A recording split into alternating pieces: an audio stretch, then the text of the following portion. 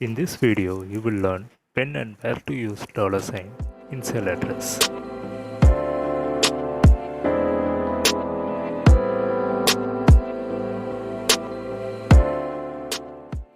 First, let's see what is cell address.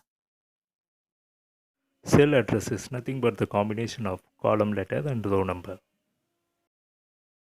Each cell in Excel has its own address where the letter denotes the column and the number denotes the row.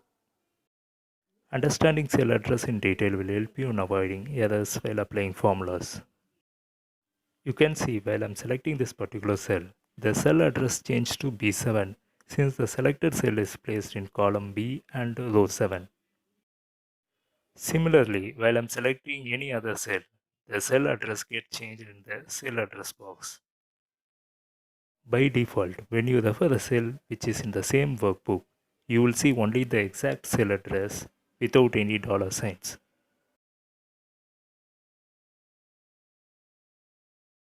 In contrast, when you refer a cell in a different workbook, Excel automatically adds $sign in front of both letter and number like $A, $1. In this example table, we have list of product, cost per unit of each product and quantity purchased. We just need to find the total cost. Let's write the formula to find the total cost of the first product. To begin a formula, we should always start with equal sign. Equals select purchase quantity cell into cost per unit cell. Press enter.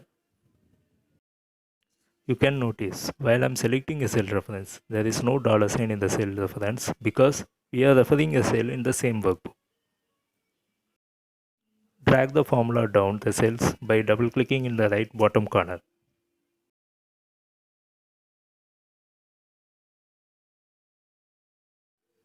Now the formula applied to all other products. You can see the result in the screen, but let's view it in formula mode.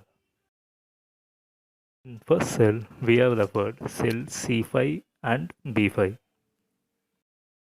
Immediately when we copy the formula to the next below cell, the reference gets changed to C6 and B6. Why this happens? In Excel, when a cell reference is not assigned with $sign, it means that Excel can change the cell to the next index for the purpose of calculation. You will get better understanding about this in the next example. This is another example table similar to the first one which we have seen. Here we have product name, cost per unit, purchase quantity, total cost, and additional discount of 10% for all products. The only difference in this table is we need to calculate the total cost of each product with 10% discount applied to all product. Let's write the formula equals C7 into B7 into 1 minus B3. 1 minus B3 means 1 is nothing but 100%. You are just going to minus 10% in 100%, which will give you 90%. So the final cost will be applied to 90% only. Drag the formula down.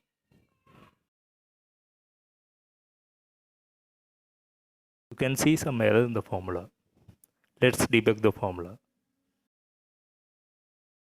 The formula written for the first product is correct, but see the formula for the second product. The discount reference moved down to the next cell B4. This happens since we have not locked the particular reference. Similarly, the third product discount reference moved to B5. To avoid this error, we need to look the discount reference alone by placing $sign in front of B and 3. Press F4 key to fix $sign.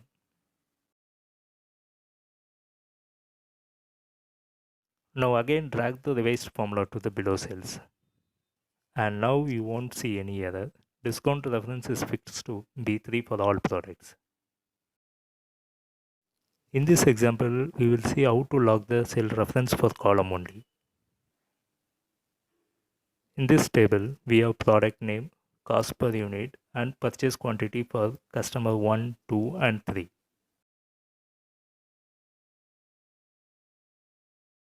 Let's find the total cost for each product and for each customers. Write equals C6 into B6. Press enter.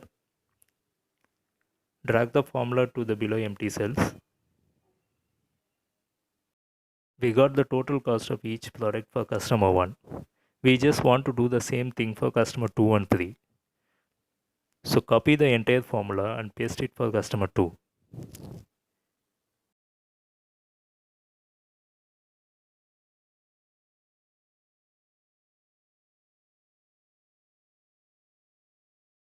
Here you see we getting an incorrect values. Let's debug the formula to find what's wrong here. Here you can notice purchase quantity references seems to be correct. It's referring the customer to purchase quantity only, but the cost per unit referring to D6 instead of B6. To fix this issue, we need to assign $sign for B6. Press F4 to fix dollars. Now drag the formula down. Again we are having an issue in the formula. We have assigned dollars in front of both B as well as in front of the number 6. So while you copy the formula to the next cell, the purchase quantity of product B is multiplied by cost per unit of product A. So in this case, we should fix dollar only in front of B and not in front of 6. Drag the formula down and this looks fine. Copy paste the formula to customer 2 and 3. That's how you can log the cell reference for column only.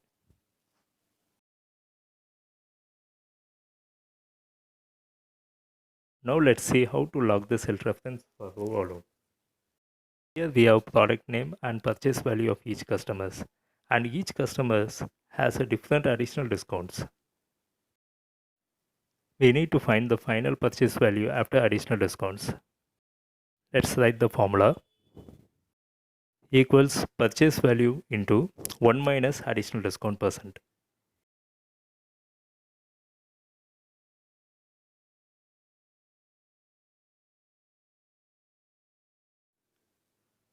Drag the formula down. You can see we are getting an error while we apply the formula to the next cell. Let's view it in a formula mode. You can notice the product A formula additional discount is referring to cell C6, whereas for product B the additional discount is referring to cell C7 since C6 is not fixed with the $sign.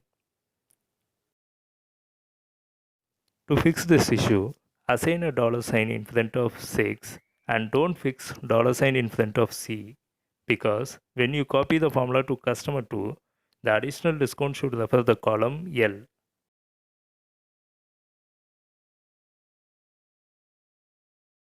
Drag the revised formula. Copy paste the same to customer 2 and 3.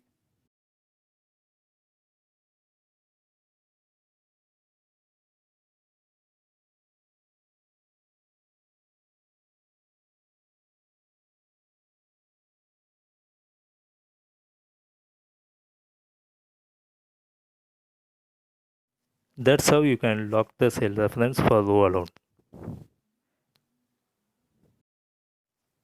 And for your better understanding, I have created this table for you to practice. This table contains the product name, cost per unit for each product, customer-wise purchase quantity and their additional discount, and overall flat discount for all products. You need to find the total cost. This exercise is just similar to the examples which we have seen so far. So download the file and start practicing. You can download the file from the link given in the video description. If you feel this video useful, please like, share and subscribe to my channel. Thanks for watching. See you in the next video.